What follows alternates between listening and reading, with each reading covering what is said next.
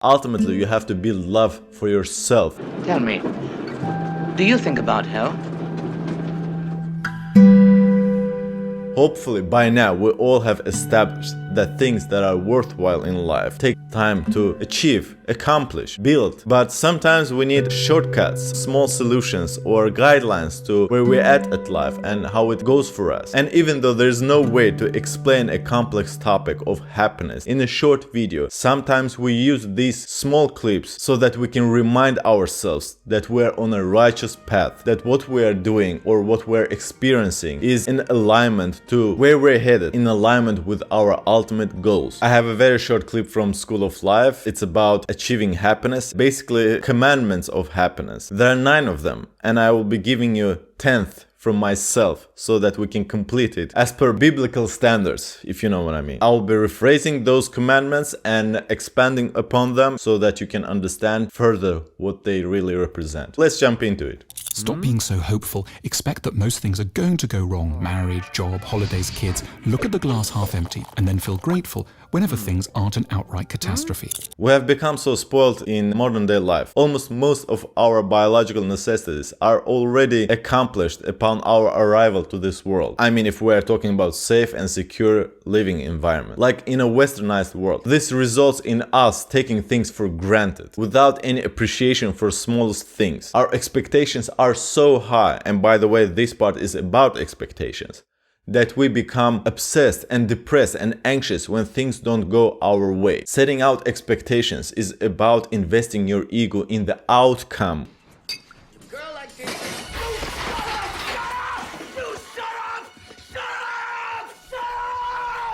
of any of the endeavors that you are pursuing, which is a sure way to catastrophe. You should always come with an attitude of having take it or leave it mindset. You are always in control of the work that you put in, the time, the energy, but you are never in control of the outcome of what happens and how things go. In that sense, you could say that it's better to be pessimistic, and when the outcomes turn out to be perfect for you, it's just a cherry on top, and the happiness from that will be intensified 10 times. No ego involvement, no hurt, no pain, no suffering. Stop ranting about how awful other people are.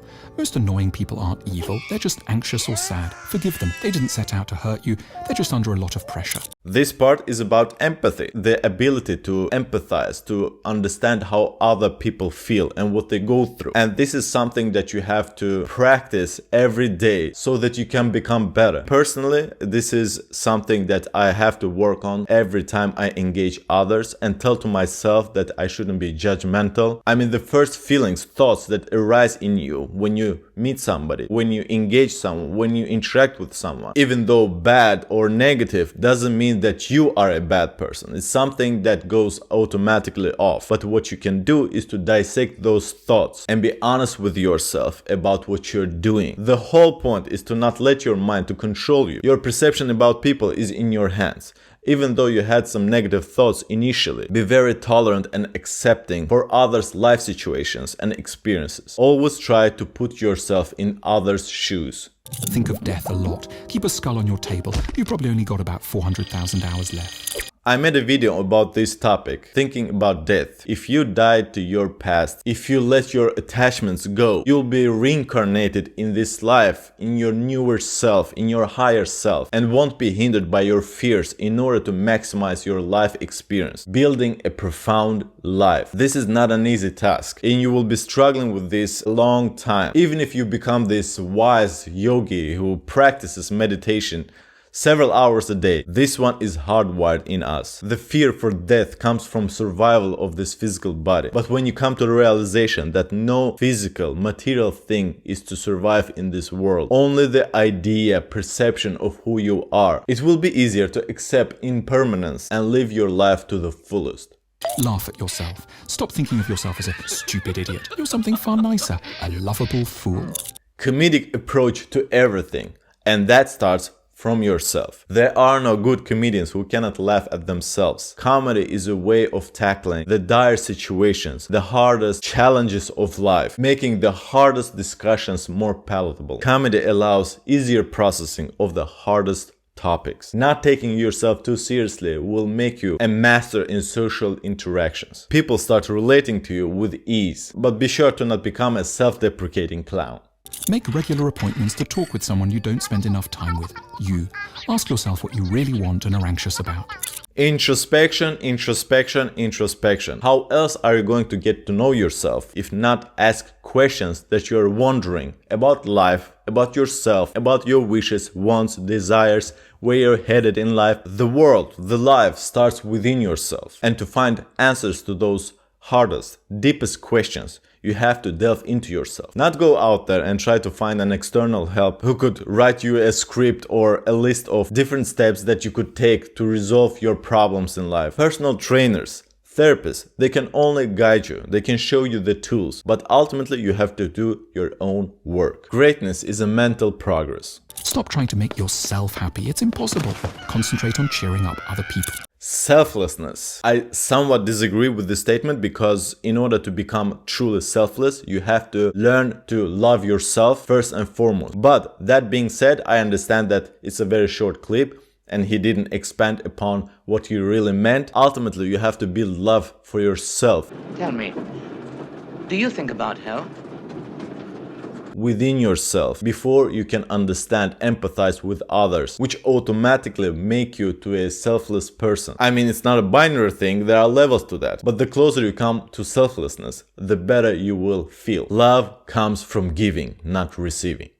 Look at yourself as if from the ISS 240 miles above the Earth. From this height, lots of things that are bothering you look the size they should always have been. Zooming out, getting a bigger perspective, and understanding that your mundane small problems, futile problems, are of no matter, and your ultimate goal is to just be. To relax, to enjoy the beauty of life. Every small frustration that you experience in the moment being is just that. It's temporary and all that shall pass. Zooming out, detaching yourself from what you're doing and grasping the ridiculousness of our problems.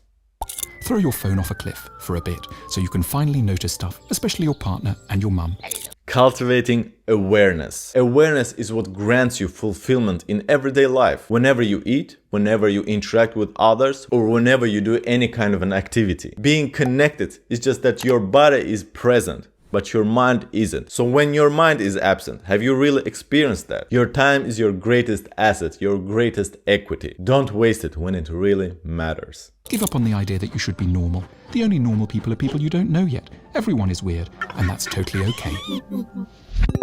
Being normal is about conformity, having a tradition, a culture where everyone does same kind of things so that nothing shocking arises out of thin air, because we people hate uncertainty. That's why when we shame someone for being unusual, not normal, it's because it's unknown for us. We don't recognize ourselves in them. And every concept that isn't within my ego automatically threatens it. Weird people is just projection of our insecurities. Because when we perceive them being weird, we feel afraid. The best attitude is just to observe. We don't have to judge everything that we see or interact with. It's in observation and silence that wisdom lies. And the last 10th commandment from me is to take care of your physical health, having a good diet and exercising regularly. Because well-being and fulfillment doesn't come only from your mental health, it comes from combination, infusion of your mental health with your physical one.